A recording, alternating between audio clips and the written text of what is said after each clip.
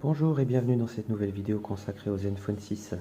Alors aujourd'hui on va s'occuper des modules de Magisk et puis pour exemple on va s'occuper de YouTube. Alors pour avoir essayé plusieurs fois auparavant et comme ça ne fonctionne pas, on va essayer autre chose. YouTube est là, donc je veux le modifier par YouTube 27 qui est une version sans publicité et qui permet la lecture en arrière-plan. Donc j'ai fait un appui long et ce que je vais faire, je vais le désactiver.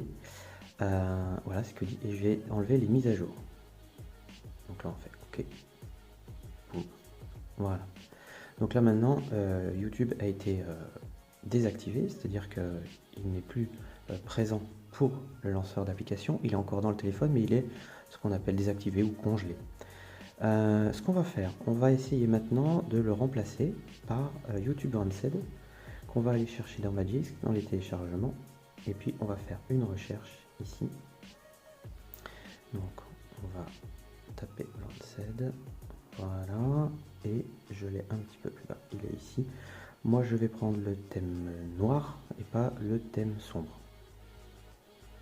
Installer. Donc là on voit que YouTube Rancid se télécharge. Et puis quand le téléchargement sera terminé, eh bien il va y avoir l'installation.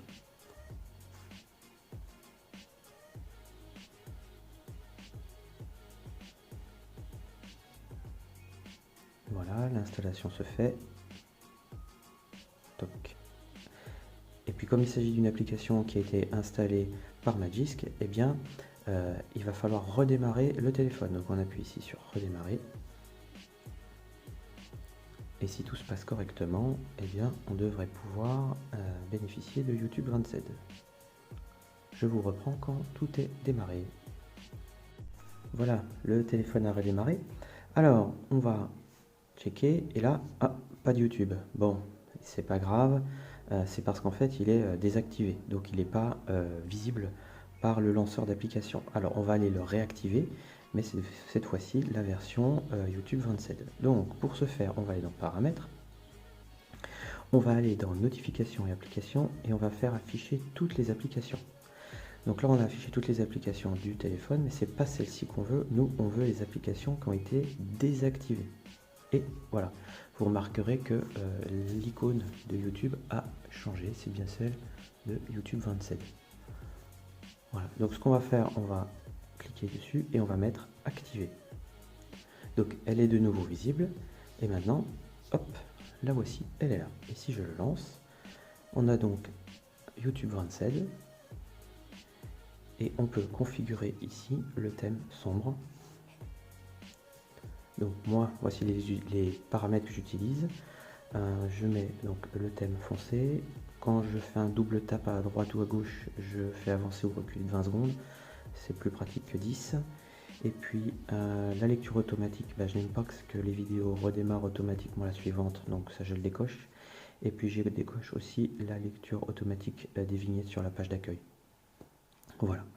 Et voilà, nous avons donc un YouTube tout propre, noir.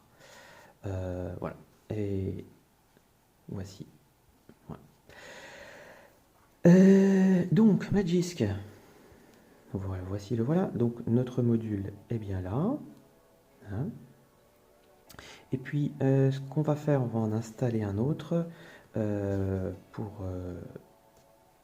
Pour l'exemple, on va donc utiliser... Alors, téléchargement, voilà, je buguais, pardon. Et puis moi j'aime bien les icônes d'Apple, donc je vais taper iOS. Et puis on va pouvoir transformer les emojis d'Android, qui sont pas terribles, par ceux de iOS. Donc pareil, on va télécharger et puis on va installer. Donc même chose, hop, voilà. Ici on va avoir l'avancement du téléchargement. Et puis quand tout est téléchargé, eh ben, ça va s'installer.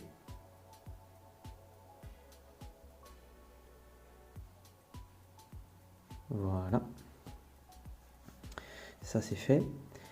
Et puis il suffit juste de redémarrer. Voilà, le téléphone a redémarré. Hop. Donc on peut aller voir dans Magisk qu'il y a bien maintenant dans les modules, on a bien les deux. Alors, comment vérifier ces emojis? On va pouvoir par exemple, tiens, dans Magisk, on va aller faire téléchargement, et puis on va ici, et puis on va aller voir ici dans les emojis, et vous voyez que ce ne sont plus du tout les mêmes. Voilà, donc les emojis du système ont été remplacés par ceux d'iOS qui sont quand même plus sympas. Voilà, après c'est par goût, hein, vous n'êtes pas obligé, mais je trouve quand même que ils sont beaucoup plus sympas. Voilà, à vous de voir.